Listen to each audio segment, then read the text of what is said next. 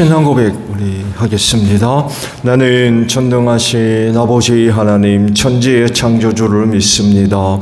나는 그의 유일하신 아들 우리 주 예수 그리스도를 믿습니다. 그는 성령으로 잉태되어 동정녀 마리아에게서 나시고 본디오 빌라도에게 고난을 받아 십자가에 못 박혀 죽으시고 장사된 지 사흘 만에 죽은 자 가운데서 다시 살아나셨으며 하늘에 오르시어 전능하신 아버지 하나님 우편에 앉아 계시다가 거기로부터 살아있는 자와 죽은 자를 심판하러 오십니다. 나는 성령을 믿으며 거룩한 공교회와 성도의 교제와 죄를 용서받는 것과 몸의 부활과 영생을 믿습니다. 아멘. 206장 우리 찬송합니다.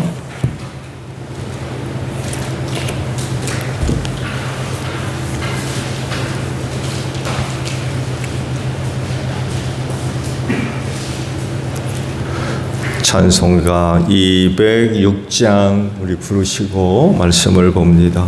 주님의 귀한 말씀은 내 발의 빛이요 목마른 사막길에서 샘물과 같도다.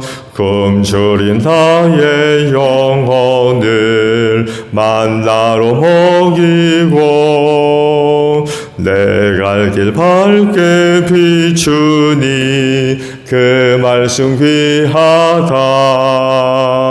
낮에는 구름 기둥과 밤에는 불 기둥 주 백성 앞에 나타나 인도해 주시네. 하늘의 깊은 지혜를 깨닫게 하시고 주 말씀 밝히 알도록 늘 도와주소서. 아멘. 계시록 10장이에요.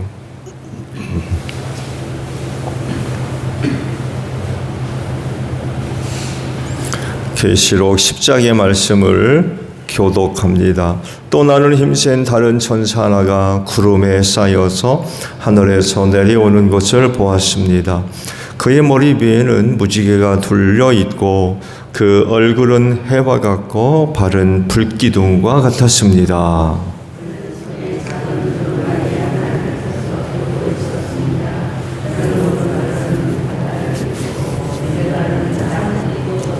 마치 사자가 울부짖듯이 큰 소리로 부르짖었습니다. 그가 부르짖으니 7 천둥이 각각 제 소리를 내면서 말하였습니다.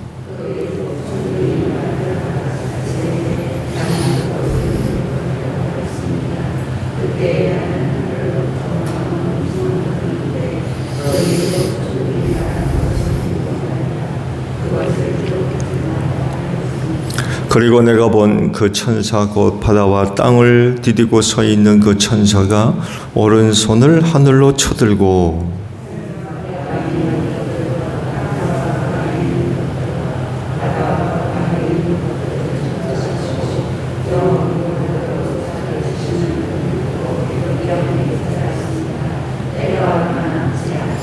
일곱째 천사가 불려고 하는 나팔 소리가 나는 날에는 하나님께서 하나님의 종 예언자들에게 전하여 주신 대로 하나님의 비밀이 이루어질 것이다.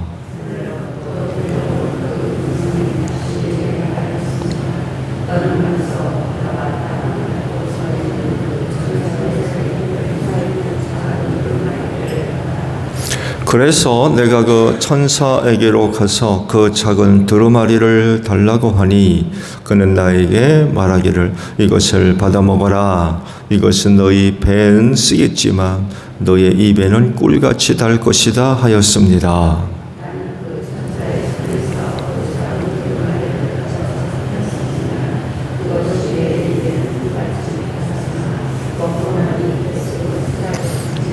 함께합니다. 그때 너는 여러 백성과 민족과 언어와 왕들에 관해서 다시 예언을 하여야 한다 하는 음성이 내게 들려왔습니다. 아멘. 오늘 아침에는요 9절에 있는 말씀이에요. 9절 중반절의 말씀입니다. 이것을 받아 먹어라 라는 말씀입니다. 여섯 번째 천사가 나팔을 불었죠. 그러면서 이제 나타난 두 번째 환상을 이제 기록을 하십니다.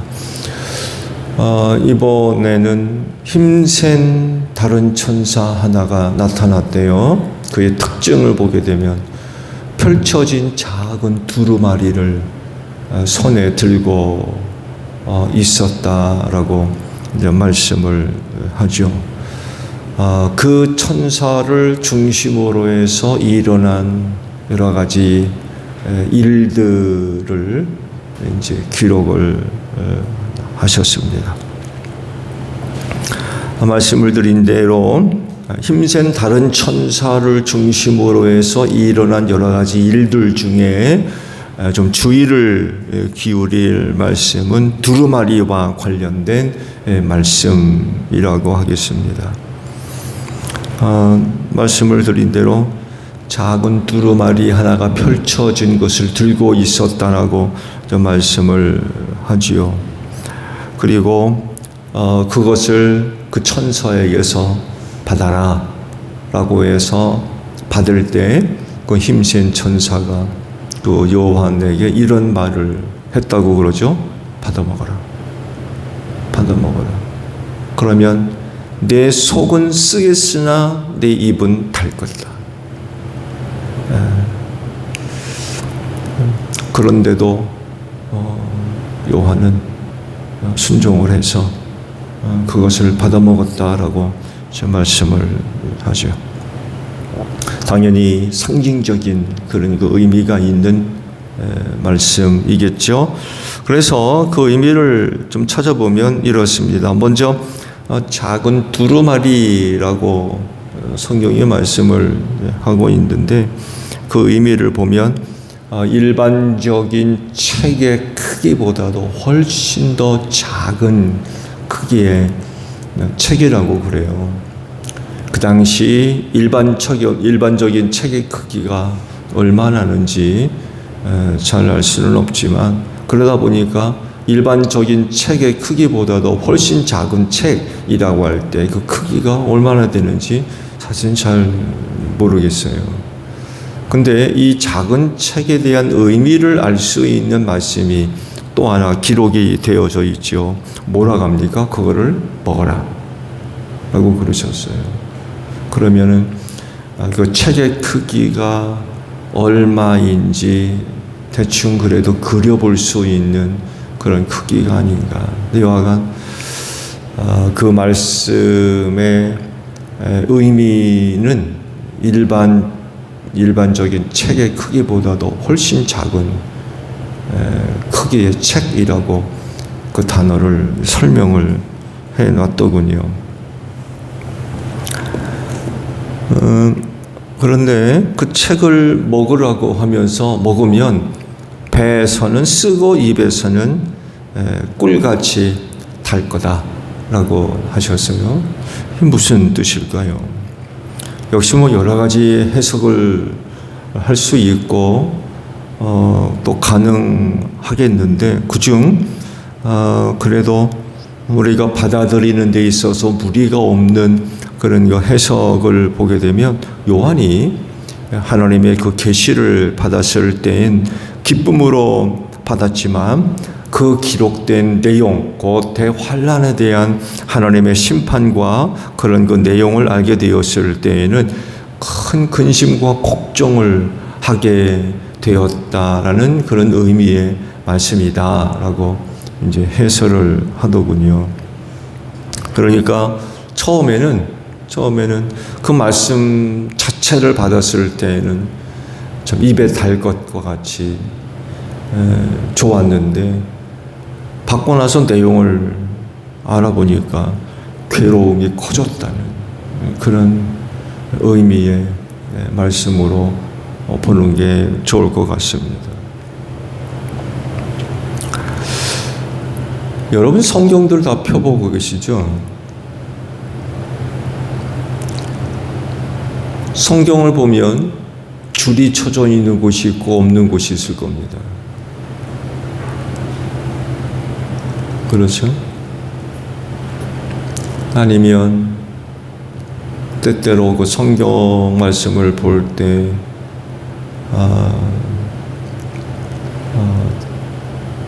줄만 쳐져 있는 것이 아니라 다른 여러 가지 기호들, 표식들 혹은 설명을 붙여놓은 그런 내용들이 적혀 있을 수도 있지요. 누군가는 그러더군요.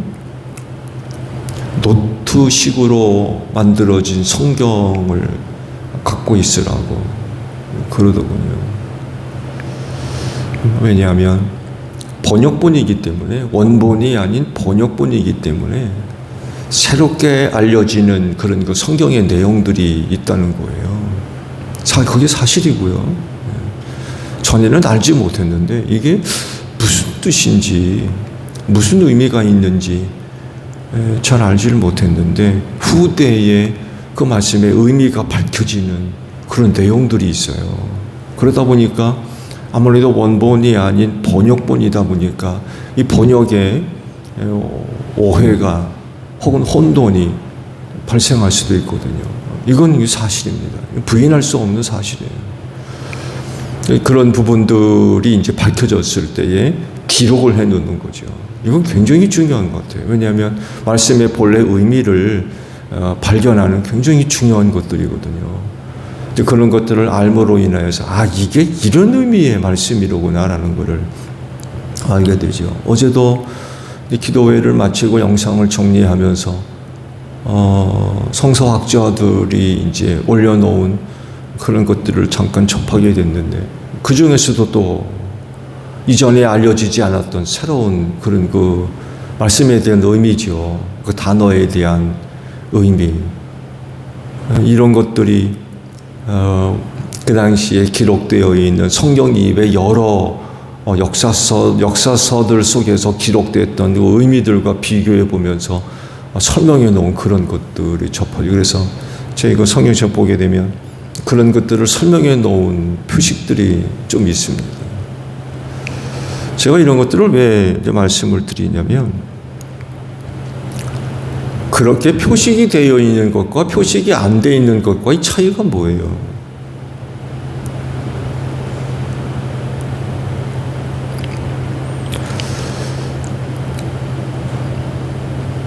그렇게 표식이 되어 있을 때는 여러 가지 의미들이 있을 텐데, 그 중에 가장 큰 의미들을 보게 되면 그 성경 말씀을 볼 때에 은혜가 됐던 그런 말씀들이 거의 대부분일 거예요. 근데 내가 좋아하는 말씀들이죠. 나를 감동시켰던 말씀들. 그런 것들의 거의 표식이 아마 되어져 있을 겁니다. 근데 또 꼭 그런 것만은 아니죠. 그렇다고 해서 꼭 그런 것만은 또 아니에요. 왜냐하면 이 말씀을 묵상하게 되면 다양한 그런 이유와 내용과 방법으로 성령께서 말씀과 함께 역사를 또 하시기 때문에 또 다른 이유들이 있죠. 전에는 눈에 들어오지 않았던 말씀인데 새롭게 또 말씀을 볼 때에는 전혀 눈에 들어오지 않았던 그런 그 말씀들이 또 눈에 들어와서 새로운 깨달음을 주시고 또 새로운 은혜를 주시는 그런 경우들이 있거든요. 그래서 말씀에 그어져 있는 표식을 두고 뭐 이렇다 저렇다 이야기하기도 좀 그런 부분들도 있어요. 사실은. 그렇지만 말씀이 모든 사람들에게 항상 들려주는 이야기가 있죠. 그건 다른 것이 아니라 청종하라는 거예요. 청종해야 된다. 듣고 순종해야 된다는 거죠. 특히 신앙생활 하는 사람들에게 있어서 이 말씀을 대하는 태도 중에 이 청종은 굉장히 중요한 영역을 차지를 하죠. 저 오늘에도 믿음은 들음에서 난다고 그러거든요. 듣지 않으면 믿음이 생길 수가 없다는 거예요. 그 듣는 일이 얼마나 중요합니까? 듣기만 합니까? 순종 또한 굉장히 중요하죠. 오늘 이런 부분들에 대해서 말씀이 되어질 것 같아요. 왜 이 청종이 중요할까요? 왜냐하면 그 말씀을 청종할 때에 그 말씀이 내 것이 될 수가 있어요. 결국 그 말씀과 하나가 될 수가 있어요. 놀랍게도 말씀은 하나님의 것입니다. 하나님으로부터 나온 겁니다. 하나님의 것이에요. 그래서 거룩하죠. 누구도 그 말씀을 함부로 대할 수 없어요. 접근할 수 있는, 그렇다고 해서 하나님의 거룩한 말씀이라고 해서 사람이 접근할 수 없는 영역에 있는 것이냐? 꼭 그런 것만은 아니에요. 왜냐하면 하나님의 말씀이지만 누구한테 주신 거예요? 나한테 주신 거예요. 내 것이란 말입니다. 내 것. 하나님으로부터 나온 하나님의 말씀이지만 나에게 주신 말씀. 그럴 땐 그건 내 거가 돼야 돼요.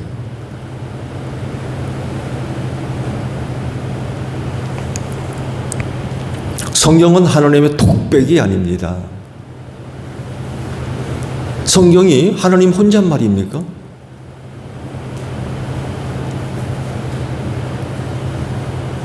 그건 계시로 하나님의 뜻을 우리에게 알려주신 말씀이에요. 하나님의 뜻이 무엇인지 우리에게, 나에게 주신 말씀이에요. 그래서 늘 해결해야 할 숙제는 어떻게 하면 그것을 내 것으로 만들 수 있느냐요. 나한테 주신 말씀. 어떻게 하면 그거를 내 것으로 만들 수 있느냐.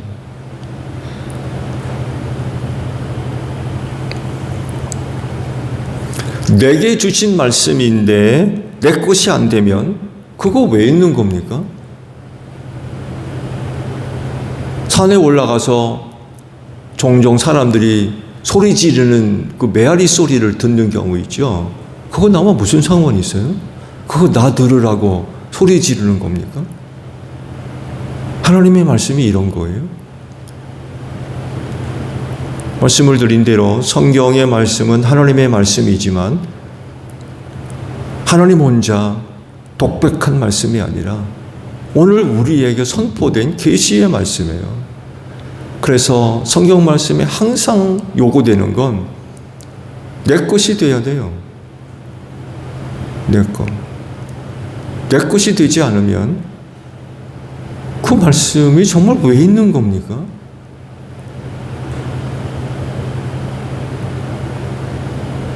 내 것이 되지 않으면 그야말로 산에서 외쳐지는 메아리에 불과한 거죠. 외쳐지고 없어져 버리는. 하나님의 말씀을 이렇게 만들어서는 안 되지요. 요한이 환상 중 그나마 잘한 일이 하나 있다고 한다면 천사에게서 작은 두루마리 책을 받았을 뿐만 아니라 그거를 먹어라 라고 그랬을 때 먹었다는 것입니다. 싫은데요? 그거 왜 내가 봤습니까? 아니면 먹으라고 그랬는데 내가 왜 그걸 먹어요? 가뜩이나 먹으면 속에는 쓰고 입에는 단다고 그랬는데 그런 걸 왜 먹습니까? 라고 했다면 그 두루마리에 기록된 내용들 하나님이 계시고 예언의 말씀이겠지요. 그건 결코 요한의 것이 될 수 없었을 겁니다.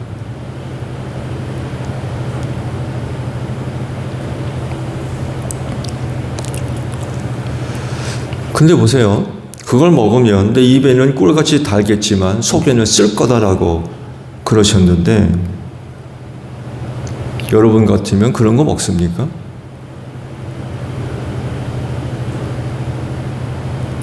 안 먹을 거요?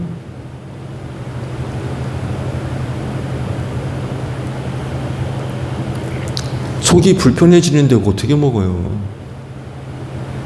입에는 달더라도 그 속에 들어가서 속이 써지는 거라면 입에 대는 사람 없을 거예요.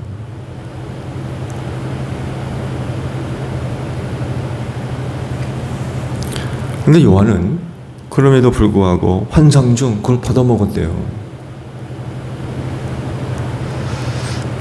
이런 요한의 모습에서 얻은 교훈이 바로 이겁니다. 내 말씀입니다. 내 말씀. 내 말씀이 되었다는 거예요. 그 말씀이 내 것이 됐다는 얘기예요. 앞서 말씀을 드린 대로 성경은 하나님의 말씀이지만 하나님으로부터 나온 말씀이지만 나한테 주시는 말씀이에요. 내 것이 되지 않으면 그 산속의 메아리와 같은 것이 되고요. 아무런 의미가 없는 거예요. 여러분 혹시 성경 말씀을 이렇게 대하십니까?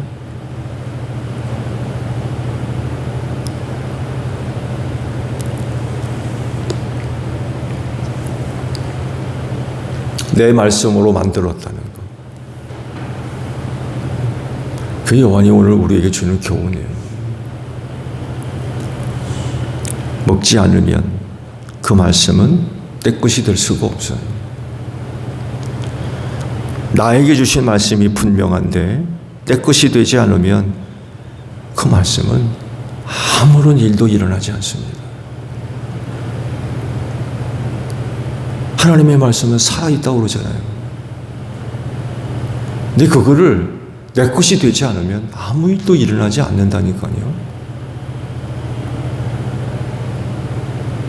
정말 그거 없어져 버리고 말 겁니다.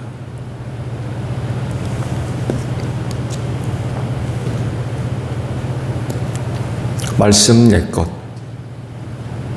오늘도 보신 말씀 가운데 여러분에게 임하는 말씀은 뭡니까?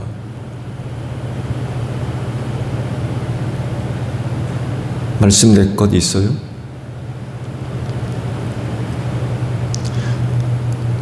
말씀 내 것. 이건 청종이 아니면 일어나지 않습니다. 그냥 없어져 버리고 말고.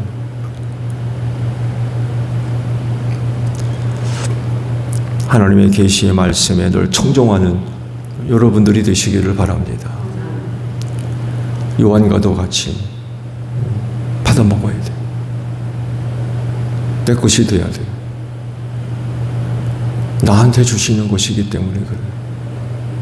그럴 때 그 말씀이 역사를 일으키는 거죠. 오늘도 여러분 하루를 위하여 주시는 하나님의 귀한 말씀이 임하기를 바랍니다. 주기도문 합니다. 하늘에 계신 우리 아버지, 아버지의 이름을 거룩하게 하시며 아버지의 나라가 오게 하시며 아버지의 뜻이 하늘에서와 같이 땅에서도 이루어지게 하소서. 오늘 우리에게 일용할 양식을 주시고 우리가 우리에게 잘못한 사람을 용서하여 준 것 같이 우리 죄를 용서하여 주시고 우리를 시험에 빠지지 않게 하시고 악에서 구하소서. 나라와 권능과 영광이 영원히 아버지의 것입니다. 아멘. 기도하겠습니다.